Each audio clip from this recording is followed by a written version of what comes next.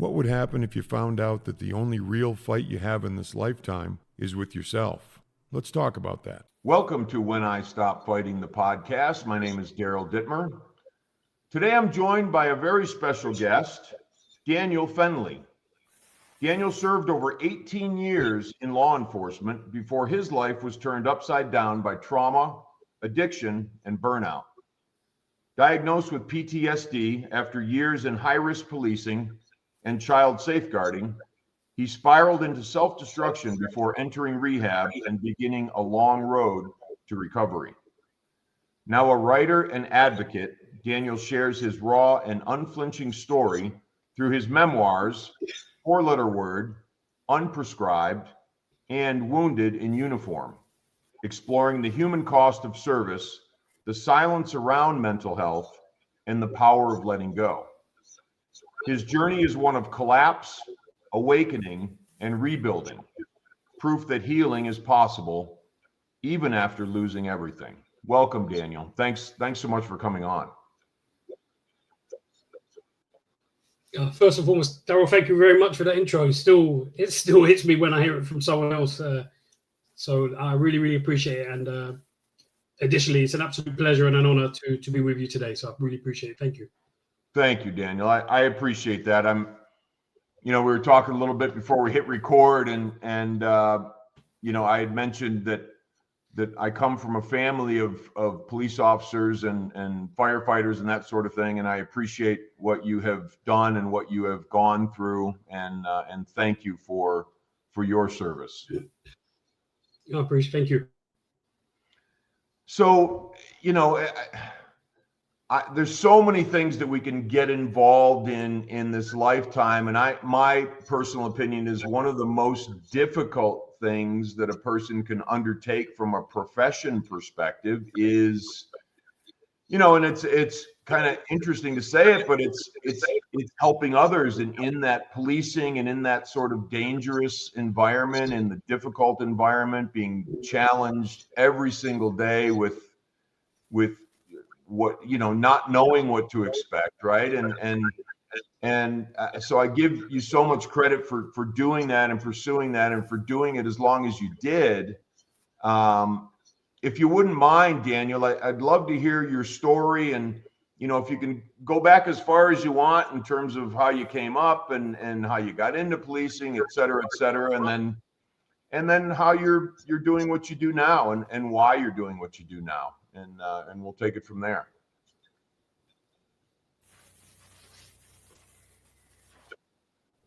All right, Daryl, thank you very much.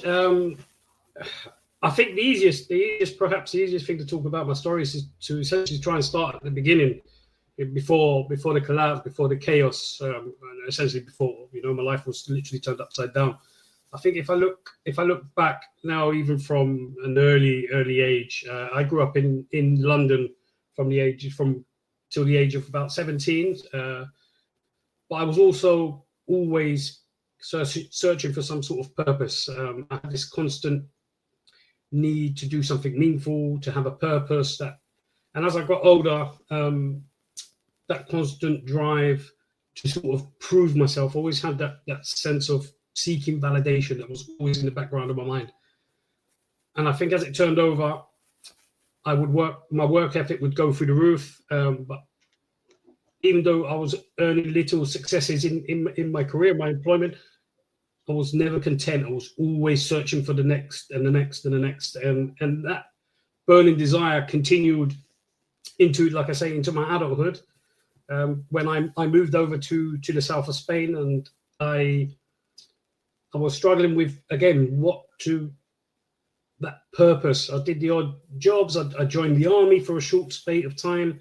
And then I saw an article for the local police establishment here in Gibraltar, and I didn't think twice. I joined, wholeheartedly. But at the time, I was wide-eyed, bushy-tailed. I couldn't imagine the sort of extent of policing that you would have to go through. Considering, I'll set the scene. It's based, sunny skies, very calm, very little crime, or so you would think. But slowly but surely, that work ethic carried on. And unfortunately, you get to a stage where you start seeing the worst in humanity.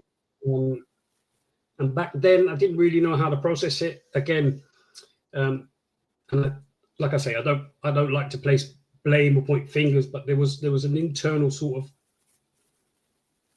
unspoken culture within, and I think it's rife within all law enforcement and within social circles everywhere.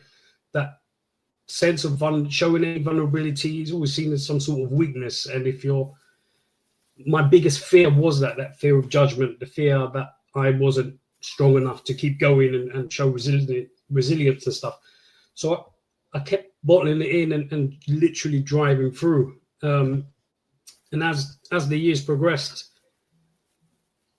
I was unknowingly taking on all of this sort of trauma related to high risk exposure, but I didn't have a void to sort of bridge it out. So essentially what I was doing was packing it into a suitcase just year after year, week after week, until one day I had to hold my hand up. I said I had to hold my hand up because it was at that point my drinking had gotten out of control. My decision makings were extremely questionable, and I didn't know which way to turn. And I know the term. I was literally running on empty. I was a high performing alcoholic. I could function, but I was never present. I wasn't really. I could do the job, but I wasn't really copious maintenance about anything. And then that continued when I came home. I was here. I was present, but I wasn't here. My mind was always somewhere else. So the day when I asked for some support from my employment, unfortunately, it wasn't. To be fair, I don't know what I expected. I expected something, but I think what hurt the most was the silence that came from it. And I think it was more to do with they didn't know how to deal with it, more than a case of that they couldn't help me. They tried, but they couldn't understand. Again, and this is, I'm only talking about maybe a couple of years ago, but there was that stigma where there was massive question marks, like, how can a police officer that's been in for so long in the high risking roles be so broken to this extent that is even fit to be a police officer at the moment? And that was the issue. That was my main fear, and it was coming to light more and more. So instead of reaching out and trying to push further for some support, showing that level of vulnerability, I sort of backstepped a bit, to the extent where I wouldn't project I wouldn't disclose how far I felt I was going down the rabbit hole. So then that prolonged into many, many months, until, again, like I say, it just fell apart. And then my rock bottom wasn't literally when I lost everything. My rock bottom was when, thankfully, I said to myself, look, you cannot be defined by your career. You can't be only Danny the police officer and all the rest of it. Your health, your family, everything needs to come into. And if I carried on, I would have lost something. Or worst case scenario, I would no longer be here. So at that point I self-declared myself into rehab recovery for alcoholism, sex addiction, porn, drugs, you name it. I somehow got involved in that way. And then whilst I was there, rehab in itself was it's not easy. It's not supposed to be easy. I don't know. When I spoke to a few people that had gone through it, they painted the picture like it was a spa, like it was a break. But I didn't need a break. I needed it to strip down all of my preconceptions and behaviorals, which is exactly what happened. The hard part for me was that the only local rehab center that there was in Gibraltar, obviously there were a lot of known faces for me. So that made my journey into recovery slightly more difficult than expected at the beginning. But also what it did do at the same time, it showed to them and myself that, that I was one, I was human. There was no facade, there was no uniform, there was no badge to hide behind. And evidently that, I think it changed a lot of people's perception about addiction, because addiction doesn't discriminate, you know. On the outside, I looked like I had everything all together. I've got a great family, had a good career. Wasn't seeking for a dependency or to be addicted in any way, but it just sort of crept up on me, and it was the little things that came. And then it was only through therapy that once I got referred to a psychologist and then a psychiatrist, and it was only after telling my story that I sort of suppressed that the reasons why I was running to alcohol or got addicted in the way that I did was untreated trauma. And the problem was, when I got diagnosed with PTSD at the time, he felt I should have some sort of relief, but it wasn't relief. It was probably the last thing I wanted to hear, because I felt such an idiot that I couldn't see it coming, and that I didn't stop it. That was the major point for me. But I've come to realize now through recovery and therapy and stuff that, you know, trauma in itself, if left untreated, it'll always find a way out. And all of those years of packing that suitcase, it eventually exploded, where the time I didn't know how to deal with it, apart from escape, numbing, suppressing, those are all automatic feelings that I felt I needed to do to literally survive. And essentially that's what my recovery was all about, because my recovery has never been perfect. I wasn't seeking perfection, but it was about honesty. And when I finally stopped running or trying to escape or suppress and looking for a way to not feel how I was feeling, I think that's when the true healing sort of began, realistically, for me. And that's essentially where I am now. You know, I've tried to turn that pain, that suffering to stop. That's my new purpose. Instead of seeking for validations, instead of chasing medals and titles and success, I've changed that, not to make me feel better for that small bit of validation, but what can I do for others? Because I remember now being in similar shoes and wishing that I had somebody with, not that I wish that somebody had gone through what I had to go through, but at least to have that option where somebody can empathize with me and know what it is and identify the certain things where I was blinded to it. So that's essentially what I'm trying to do now, is find an element of peace in my authenticity and living basically with meaning more than an image. That's where I am at the moment, and it's serving me extremely well. So sorry, I believe it might have rambled on, but that's essentially my story, Daryl. No, that's great, Daniel, and I appreciate you telling your story. It's so crucial for us to hear others' stories and to know that there's a way to get better and to experience life in a different way. And the only way that people can know that is to hear our stories.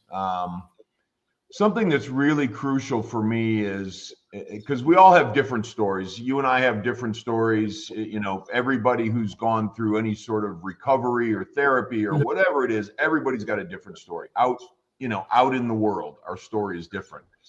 But in here, many times it's fears and it's dishonesty and it's all those things that just sort of, you said packing the suitcase, and I like that way of looking at it, because we just keep packing these things.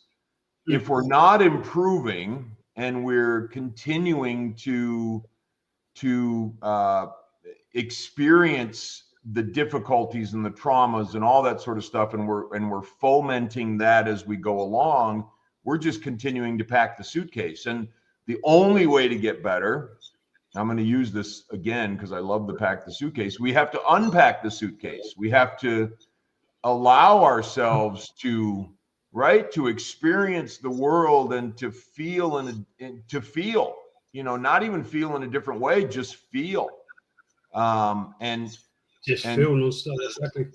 Yeah, the way that becomes different for us is to stop plying ourselves with the addictions, right? To keep, stop packing that suitcase. So So let's talk a little bit about that in terms of unpacking the suitcase. What does that look like for you, and what does that look like for the people that you look to help through these issues?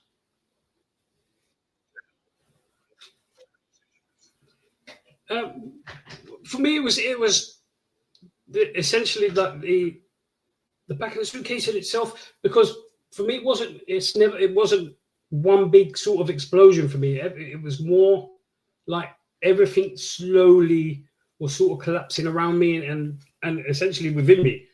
And it was my work, my health, my debt, that was all starting to sort of unravel. And then instead of like you say, facing it head on and trying to become comfortable in uncomfortable situations or emotions, I was using alcohol and other addictions to sort of keep myself functioning, and eventually I couldn't keep up the act. That's essentially it, because sooner or later you are going to slip up, whether intentionally or not. The eyes, like they say, they never lie, because there is many truths behind an addict's eyes and stuff.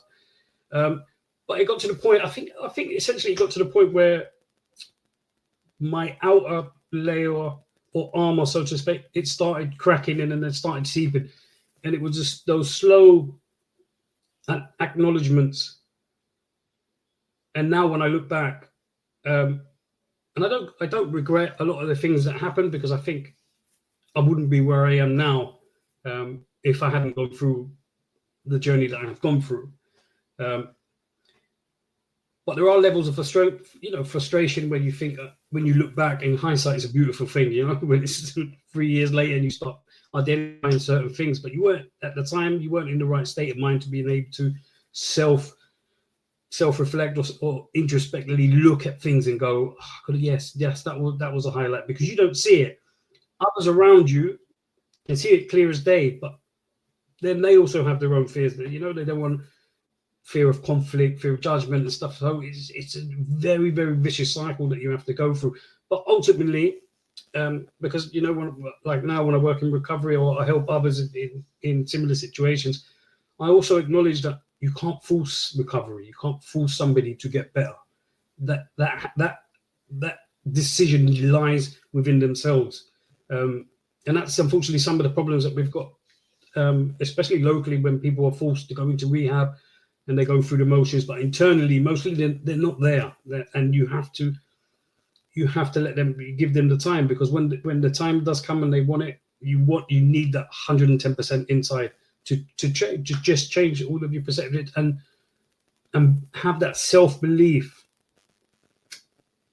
to disregard that uniqueness, that you're the only one in the world that's having these problems, and be around like-minded people in recovery, people that are I call it in the old timers. Surround yourself with good people and stuff. Don't surround yourself with naysayers or people that question whether you've got a problem, or maybe you're a bit tired, mate. You're exhausted. Drink. You haven't got a problem. Those are the issues, because sooner or later, if you start believing those little temptations and you start negotiating with yourself again, and then the whole cycle starts again, and you miss the whole point of why you was here in the beginning. So that's essentially it for me. But now, luckily, if you would have seen me a couple of years ago, I would have probably said, I've got everything under control. I'm very functional in that. But I was essentially running 100 miles an hour, like that Duracell battery that you see. And I think that also played a part in my sort of demise, where I was sort of a prisoner to my own pride. Like, I would refuse to give up. And that's why I did so well in my career, because of that validation, because I needed to get to where I needed to get to. I needed to make a difference. I needed to help as many people as I could. And that's all well and good. But if you can't look after yourself, you're no good to no one. And it took me so long to realize that, because I could help the most worst in need. I would bend over backwards. I would climb through wall, absolutely anything. But when it came to looking after myself, I didn't give it a second guess. And that was essentially, it was hard. So as much as I know that the exposure and the trauma and the lack of support in certain extents, I also have to recognize that I had a big part to play in this whole problem as well. And because I think that's important for a lot of people.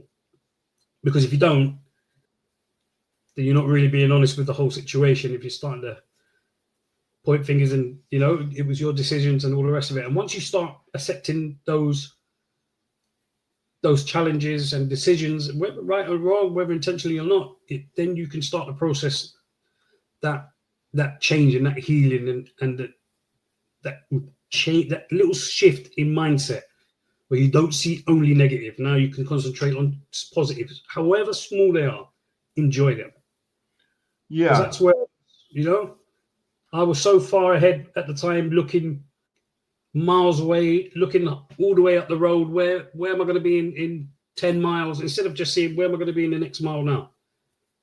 And that's what I do now, step by step. And I think one of the best things I do now,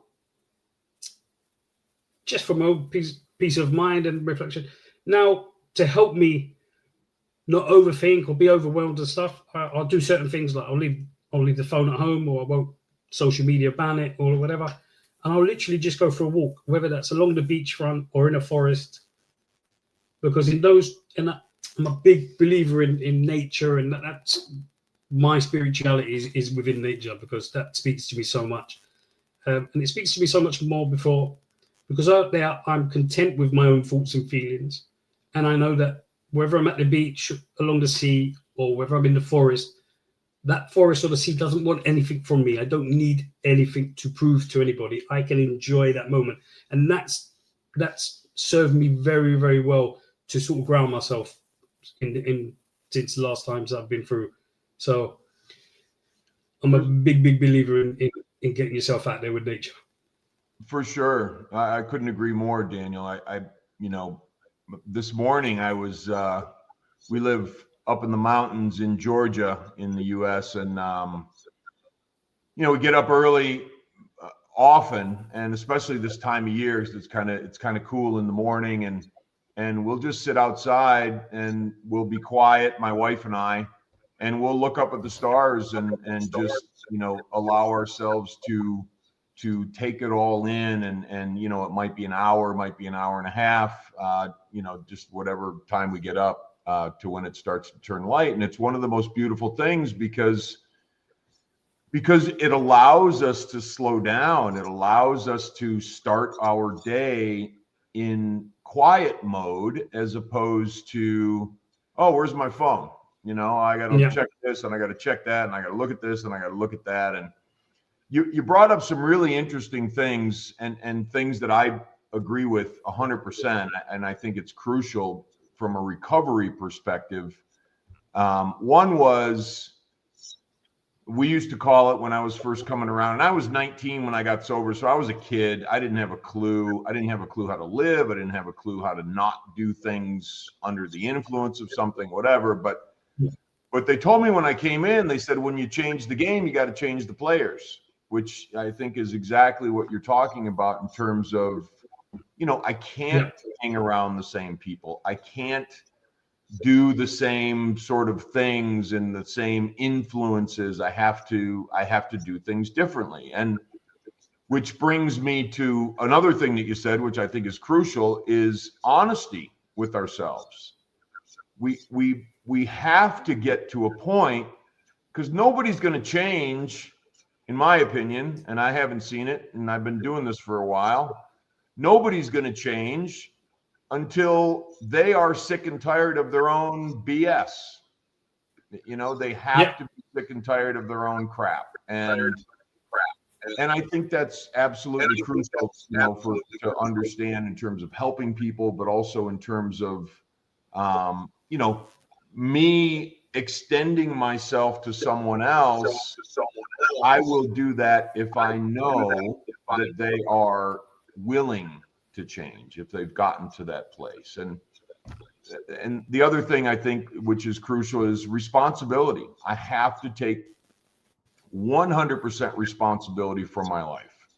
I can't take responsibility for everything that happens outside of me because life happens, but I can take responsibility for how I'm approaching my life and how I'm approaching others and how I'm approaching the world.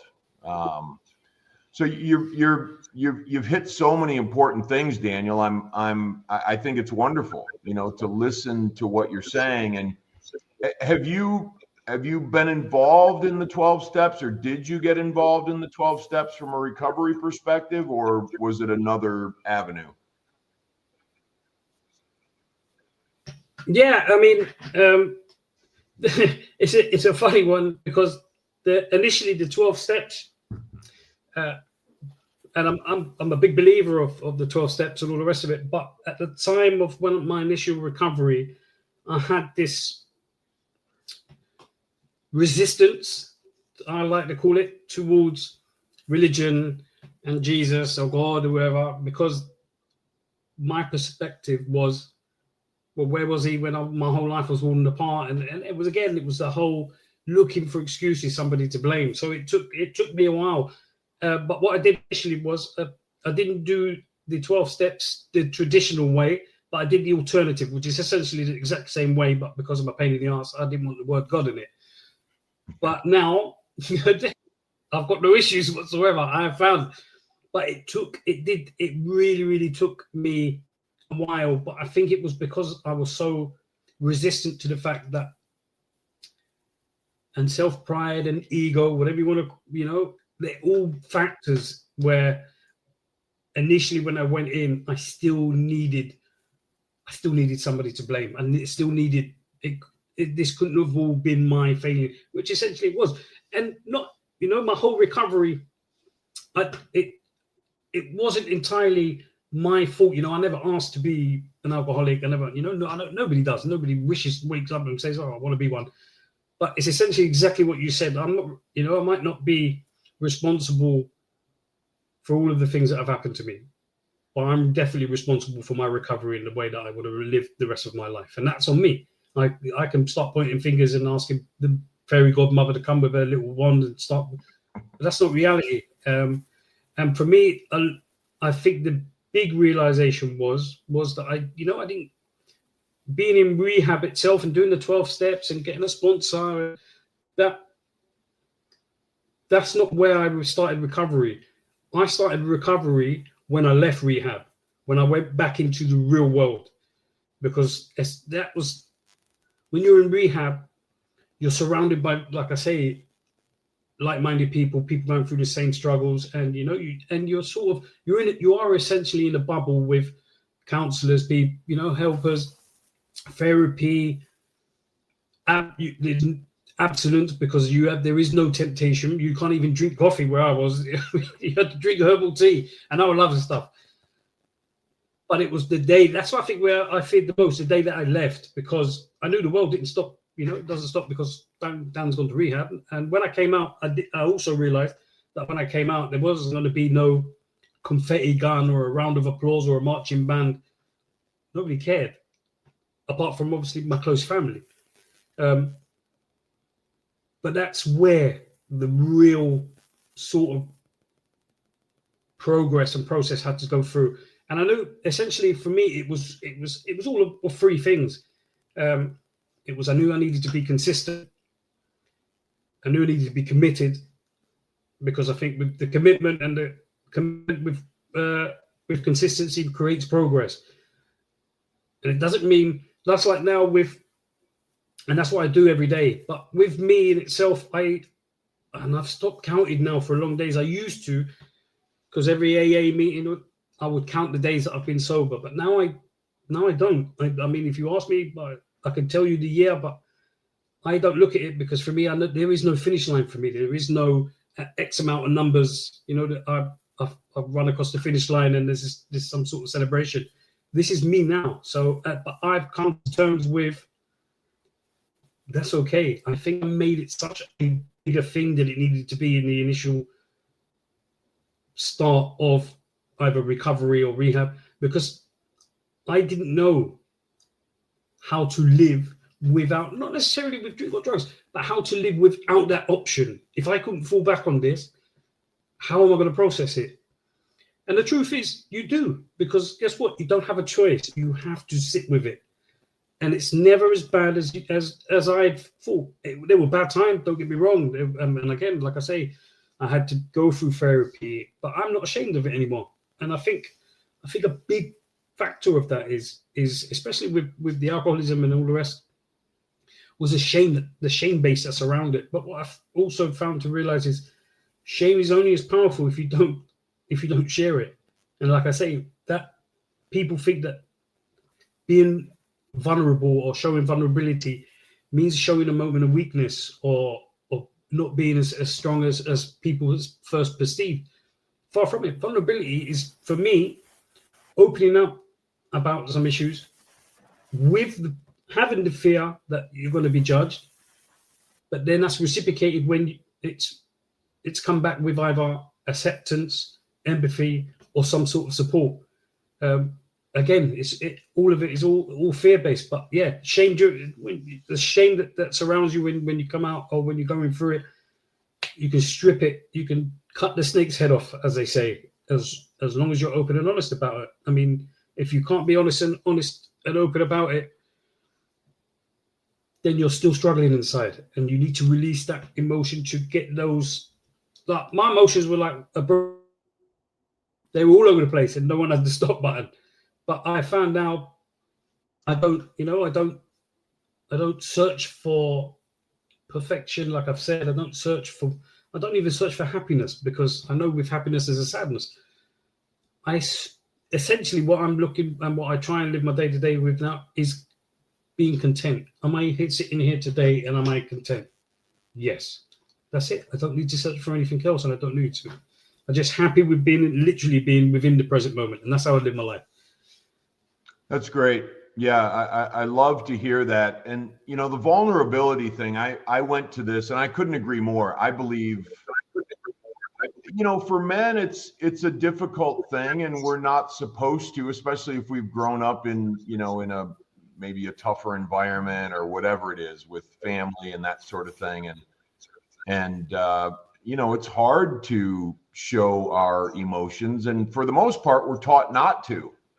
In my opinion, I was taught to perform, whether it was grades or sports or whatever it was. Then it was work, and it sounds very similar in your situation. But that's what I was taught to do, is perform. And if you perform well, then we care about you, we love you. And it wasn't that stark, it wasn't like, oh, you stink until you perform, but it was. If you do well, you get the hugs and the accolades and all the stuff, and so that's been something I've carried with me my entire life, but it's okay now because I allow myself at times to not perform. I allow myself to settle down. I allow myself to be quiet. I allow myself to cry. I allow myself to do things that I wouldn't normally have done, over the years. And I went to it was like a weekend. It was called Deep Waters Experience. And it's a lot of people in recovery, but it really is about being vulnerable. And man, that was one of the coolest experiences of my life. And I've become more and more vulnerable over the years, and have felt many things, and grief and shame and all those things, and have had those outpourings of emotion. But this was like a concentrated version, and it was powerful, man. And it was great to be able to experience that with other people that I don't know, men, and having them experience the same thing. It was the opposite of weakness, in my opinion, because being able to show ourselves is the opposite of weakness, I think. And it sounds like you think similarly in that regard. Yeah, I mean, absolutely. I think I think evidently, that in itself is a true strength. I think all the rest are all external factors. I mean, like you did with your deep waters thing. It was only a couple of weeks ago. I was in the mountains with. This might sound a bit weird, but I was up in the mountains with a load of burly men, and essentially we was doing the deep breath work, and there was tears and there was shouting, and there's a few hikers that came around. There was a few eyebrows raised, like, what the hell was going on here? But for us, it was so normal, and it's so rewarded when you can share that sort of vulnerability, shall I say, and there's no stigma with it, because everyone's going through the same sort of level, and there's no judgment, and it's a very, very safe space. It doesn't mean that we all skip around and cry at every given moment, but there's it's that release. Is that release instead of what I'd done for so many years, the suppression and trying to keep everything in. Now I can when I need to, I can let it go, and that's it. Once it's gone, the power's gone. So that little things like that, they work wonders if you allow them to. But you've got to take, you've got to strip off that ego, that sense of pride. Like, oh, that's not for me. I'm not hugging no guy in the woods and crying like crazy. Right. It works. Believe me. Yeah. No, it's awesome, man. I love to hear that, especially. I was, we didn't grow up in the same sort of environment probably, but it was expected of me to be tough, and that was it. And that was that. I was a man. I was expected to be tough. My dad was tough. My family was tough. That's just the way it was. And I have learned since that being tough isn't the answer. I don't mind. I do believe it's important to have a strong mind and a strong heart and not give in to temptation and all that sort of thing. But if it's time to let it go and it's time to feel something, the life will show us that that's what time it is. And I can either constrict and shut down, or I can allow it to flow. And for me, more often than not these days, I allow it to just come out, and it's a wonderful thing. So this brings me to the next, I think, really important for me over the years has been, I am not in any way bummed out by the fact that I, chose drugs and alcohol and, debauchery and all kinds of crap years and years ago. It's probably the best thing that ever happened to me. And people would say, oh, well, what do you mean by that? And I feel like I would not have had the opportunity to be different that I have had in these last, many years.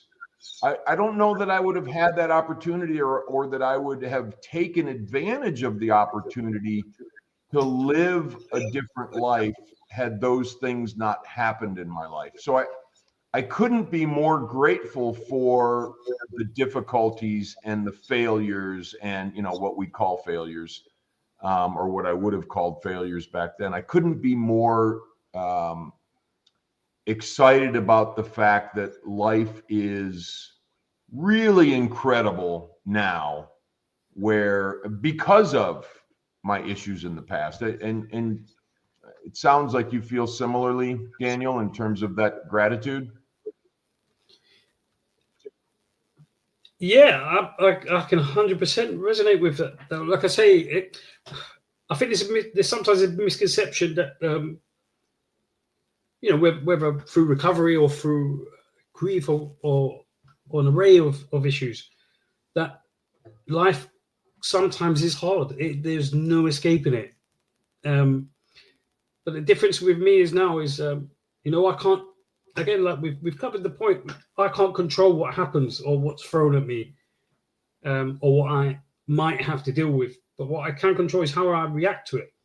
And that's essentially how I deal with things. But again, I resonate with what you said 100%. I completely align with that. If I hadn't have gone through the journey of what I had literally got to here today, every time that life threw, sorry for the phrase, a shovel of shit on me, I would probably deal with it so many different ways. But whereas now I can, even if I'm blindsided with it and it's caught me off guard, I'm still able now, because I'm clean-minded and sort of fresh. I can still sit with that uncomfortability. I can still process it. I don't need to work on impulse or a protective mode. I can sit with it. And that applies to everyone else. If something bad happens with someone else, I don't have to run and save them. We can sit and we can talk through it, and we can validate options, see what there is, if anything needs to be done. So I think it's all about that. Sometimes in life, we're in such a rush to get to somewhere, whether it's, career or life, or that sometimes we don't sit and actually evaluate certain things, everything post, or whether it's fear-based, because they feel that there is no time in the world left to do it. If they don't do it now, they won't do it. But, sometimes just pausing, even 30 seconds before doing anything, before making any decision, before making any reaction, it works wonders, and it has for me. And I think if that's anything to go by, that again, like I said, that would have never happened 4 or 5 years ago when before I went into recovery. Everything was on impulse. Right, absolutely.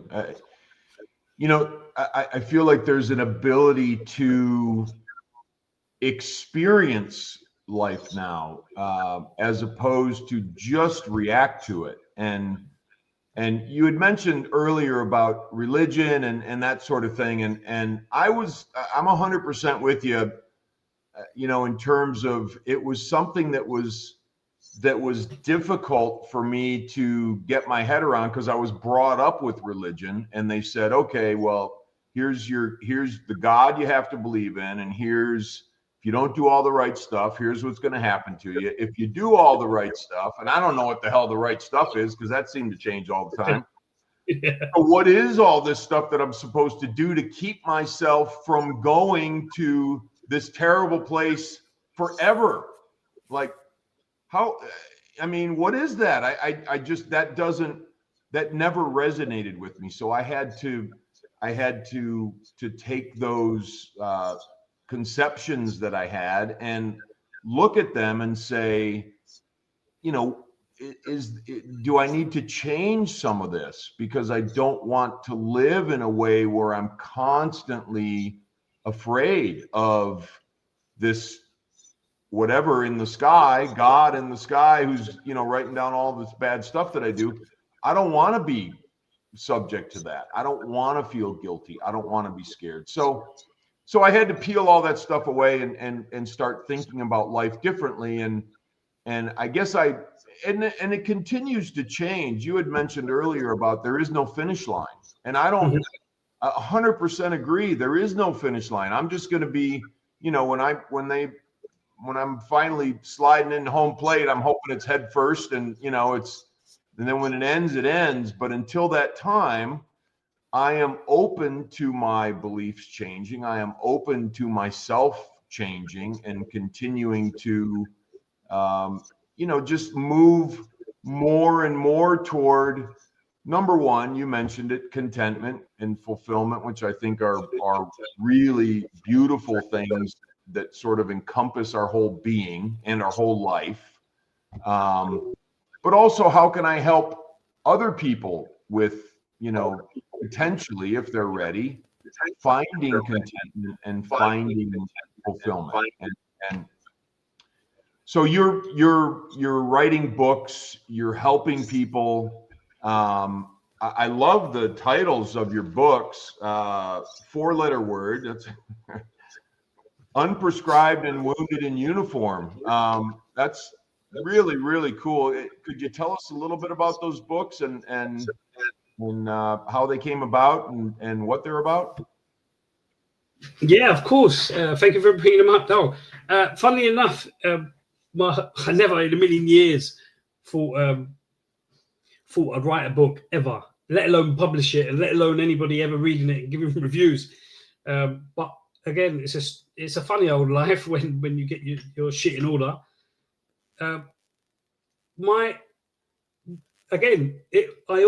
It all started essentially within perhaps the last 2 weeks of rehab. I'd done all of the hard work, all of the essential bits that I needed to do, and I was essentially clock watching, just processing. And I started putting pen to paper, and it was only because my psychologist, who was extremely nosy, he said, why don't you use it as a form of therapy? Because you've got so much in, again, like I say, this suitcase that it's sort of exploded eventually at moments. He said, why don't you just write it down as best as you can? It doesn't have to be in chronological order, but just put it into there. So essentially, that is exactly what it was.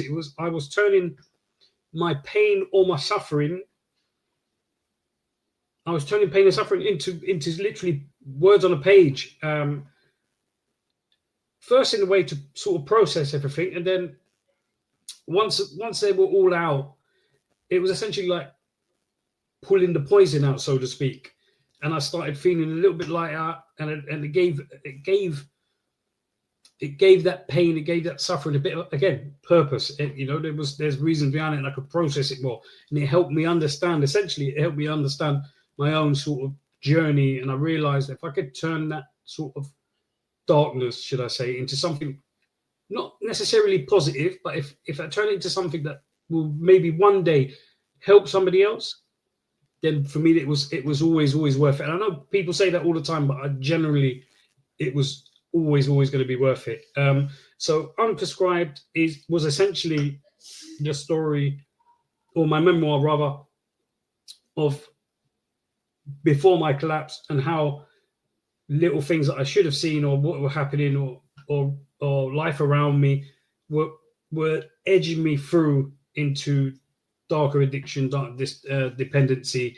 And then it basically scriptured how I felt and my journey through recovery. And then Four Letter Word is a whole nother story on what led to my PTSD diagnosis. And again, it wasn't something that I essentially wanted to put on paper, because it's extremely emotional and it's raw, it's unfiltered. However, I was so torn between, I felt that the message needed to be said. Not for me, not to justify my own, sort of existence, or to give that level of perhaps information to somebody struggling with the same sort of symptoms that I were, and struggling not to feel that they can come forward, or to help people identify some of the certain, or perhaps not, but it was there. And then Wounded in Uniform is essentially my whole life story, which is not out at the moment, so it's still in progress. It's still a work in progress, but it follows the same theme, but there's at the same time, within all of the memoirs, it's not all doom and gloom. There is light at the end of the tunnel. There is moments of suicide, ideation, and all the rest, because that comes with it. It's an unfortunate part of my recovery itself, when you think you're left with no option. So it's another reminder, that tomorrow's another day. And what you was dealing with yesterday's problem. You keep moving forward, no matter what. We can do it. That's great. And thank you for talking about your books. I am going to. So if you were going to recommend one for me, I'm kind of feeling a little drawn toward Unprescribed. So I will definitely get that and read it. And I'm excited to do that. Your story is powerful, but I also very much resonate with how you have gone about, working with your recovery and working with yourself and taking responsibility and all of those things, which are so absolutely crucial. did a lot of writing when I was younger too, and when I was just coming up in recovery, and my brain was just exploding, and my emotions were exploding, and I didn't know what was going on. So I just took a yellow legal pad and I just started writing. And it was crucial for me therapeutically, and I wasn't in therapy, but people mentioned, writing is really helpful. I was like, okay, I'll do that. And it was amazing how when it went from here and here to paper, everything seemed to calm down. Everything, even if it was just for a short period of time, it just seemed to calm down until the next time I had to do it. And it sounds like you found that to be true for yourself.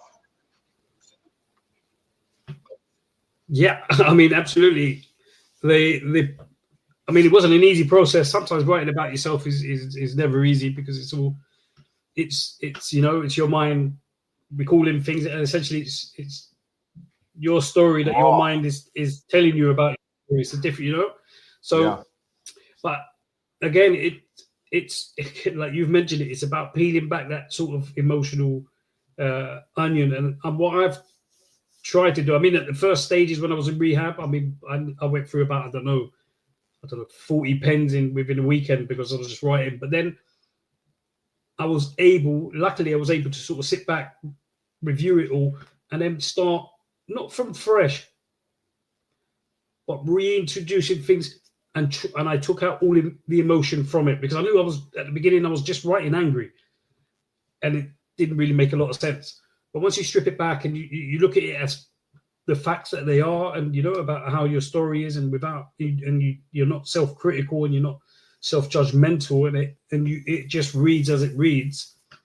There's a lot of power in that, and it's again, it's like I say, it works. It served me so well, because it was getting that internal pain onto paper. And I think once I wrote it down, whether I read it out loud or I read it to myself, it took away that power, that internal discomfort, because I've shared it, whether because it's on paper or not. It didn't feel like I was holding it in, and I'm a big believer, like they say in the recovery. You're only sick as your secrets, and if you keep everything in, you can't expect to get it. You can't expect to get better anytime soon. You need to fully release. So that's essentially what I did, and long may it continue. If I don't want anything worse to happen to me to put pen to paper, but look, my story is not over yet, so I'm sure there's plenty to come. Oh, I'm sure. Yeah, no, I can feel like there's definitely plenty to come. I think it's great. I haven't heard that in a long time, and I love that saying, "You're only as sick as your secrets." And sometimes that freaks people out when I've said it. They're like, "Oh man, really?" I'm like, "Well, yeah. If we're hiding, right? If we're hiding, there's pain. There's pain involved in hiding, and that's just is what it is. And it doesn't matter what I'm hiding. If that little voice is saying, hey, you're hiding, you need to address this, you need to look at it, you need to think about it, you need to share it, you need to whatever, that little voice is right. And me continuing to stuff that down and not come out with it, whether it's on paper or another human being or whatever it is definitely detrimental to my growth and my recovery and my moving forward. So yeah, I could not agree more. So how do we find you, Daniel? I'm going to put everything in the show notes in terms of, all about your books. How do we find your books? How do we find you? How do we find the work that you're doing in helping people recover? Well, I appreciate that. You can find me. I mean, you can find me on LinkedIn because I'm not very good with social media. I've taken a bit of a break, but you can find me on Instagram, especially in relation to the books and the memoirs, which is under the Wounded series, which is the _wounded_ series. Drop me a DM or send me a message. I'll be sure to be able to get in contact with you there again.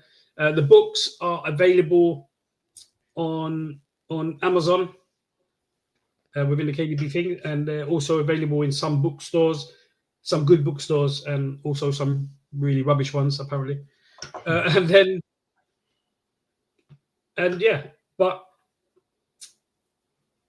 if anything, there are really, like I say, I know we're shutting down now.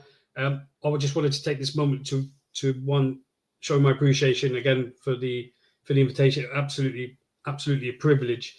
And I just wanted to echo one of the things that you opened up with, because I love that saying. That for me, the funny thing was when I stopped fighting the world and everybody in it, that I realized the whole time I'd been fighting myself. And that's such a strong, powerful message that you start with. And it's such a resonates with me so much. So once again, I thank you so much, Dal. Thank you, Daniel. I really appreciate that. And I was going to ask one more question. And that is, if you were to give, your advice is so sound, and I love to hear it, but if you're going to give a new person who was willing to change one piece of advice in terms of their best idea to move their recovery forward, what would that be? It's a good question. I don't want to leave it right. I think the best advice I could give is to perhaps try to live in a place of peace and not self-punishment, no matter how hard the struggle, and accept a quiet acceptance in being who you are. Because I think once you do that, that's where the true healing begins. Absolutely. No, I couldn't agree more. And it takes some peeling, right? Some peeling away and dropping preconceived notions and to find that peace within ourselves. But I will say, and I love that you said that, because there's this self, while we're drinking and drugging and doing all the addiction stuff, that isn't our real self. We think it is, but it's not. It's not our real self. The real self is peace and inside it's contentment, it's fulfillment. And what we have to do is uncover that,